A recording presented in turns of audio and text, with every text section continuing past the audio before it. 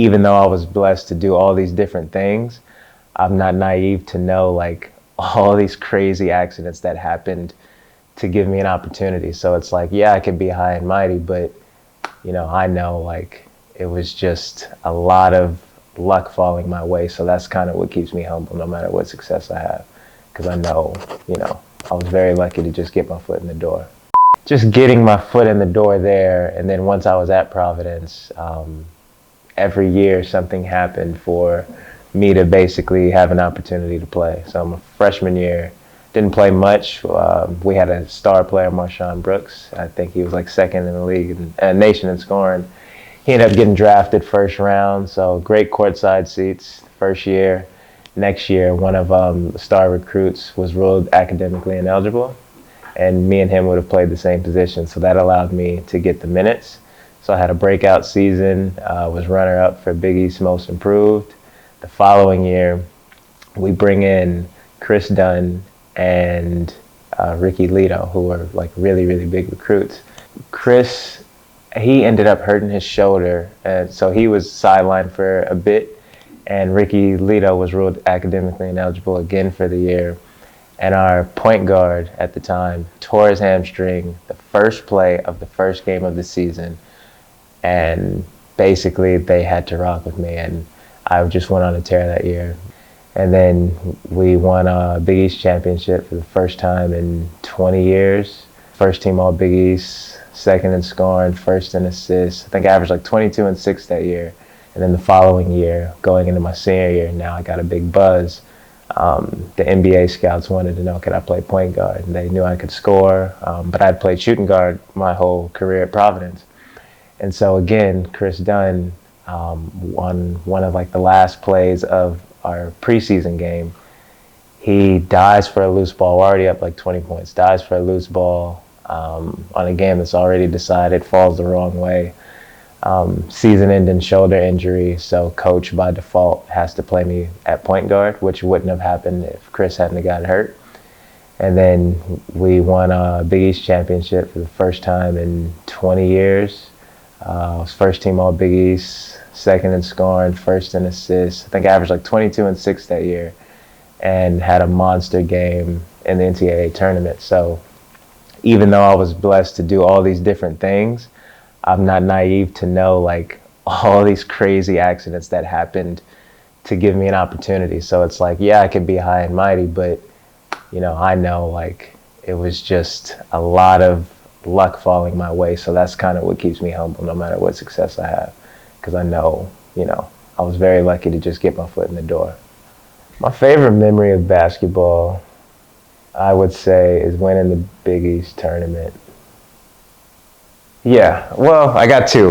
One was when I signed my contract with Utah Jazz. That was a dream come true. It made me feel like all my hard work throughout my life, it was vindicated, and like, this is why I did this. But definitely, the next one will be winning the Big East championship. My mom and my brother were in Madison Square Garden.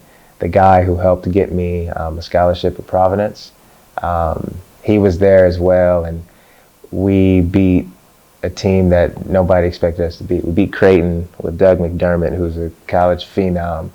And when we were matched up heading into that game, they had us written off. Like, they were talking as if Creighton was already the champs, basically. They just had to show up. And for us to come out with the win, and it was big time. And I remember a point in the game, I think there's 5 seconds left, we're up 7, shooting free throws.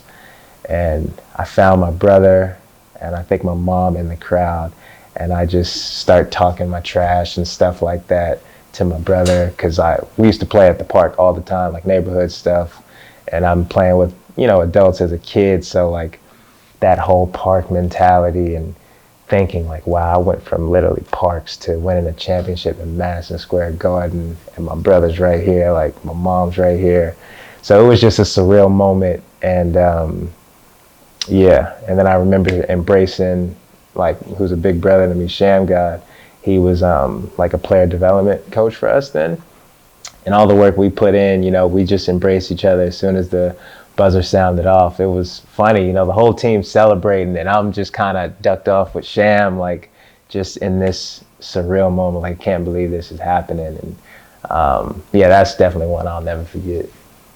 You got one life to live. When it's over, it's over. So if there's anything that you want, anything you're passionate about, go for it. You have nothing to lose. And yeah, I think knowing like how precious life is and how fast life goes, you want to look back and say you gave it everything you had to whatever it was you was passionate about. Because I think there's nothing worse than looking back and wishing you would have put more effort towards something or taken more initiative.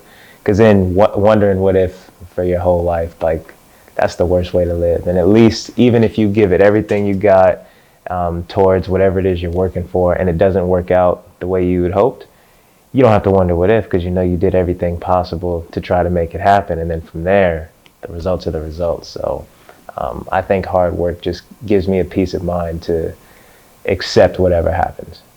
Yeah, so I mean, yeah, having a family, man, it's something that I honestly never really expected growing up. So this has been one of the pleasant surprises. And it's just so cool to be able to watch a little piece of you start to grow up. And, it just gives you more motivation to be a better you. Like you think you've been motivated for yourself all these years, but then like when you actually see your own seed, it's like, nah, I really got to step my game up. But it's so exciting, and working out at the gym and then coming home knowing, you get to see this little one and, she's so excited to see me.